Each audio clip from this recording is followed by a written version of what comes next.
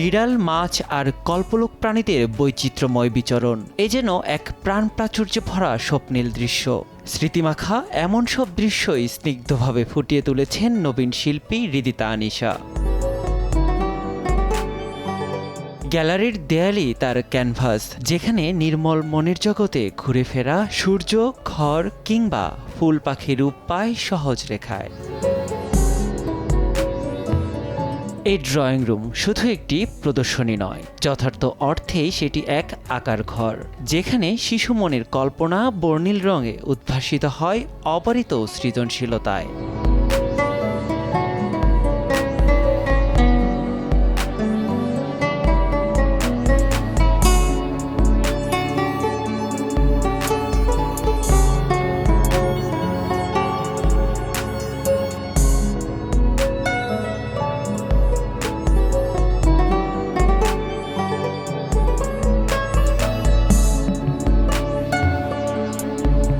গত 5 বছরে নিজস্ব শিল্পভাষা গড়ে তুলেছেন শিল্পী হৃদিতা, যেখানে শিশুদের মনন, উচ্ছ্বাস এবং লোকজ সংস্কৃতি মিলেছে এক মোহনায়। এটা আমার প্রথম একক প্রদর্শনী, এ ড্রয়িং রুম।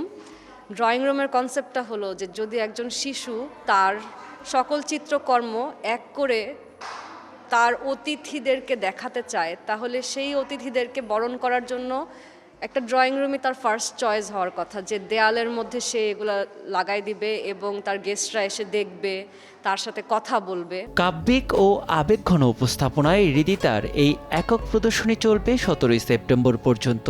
সৃষ্টির ধারা ছড়িয়ে পড়ুক, প্রসারিত হোক ভাবনার গতিপথ, এ লক্ষ্যেই সকলের জন্য উন্মুক্ত রাখা হয়েছে প্রদর্শনীটি।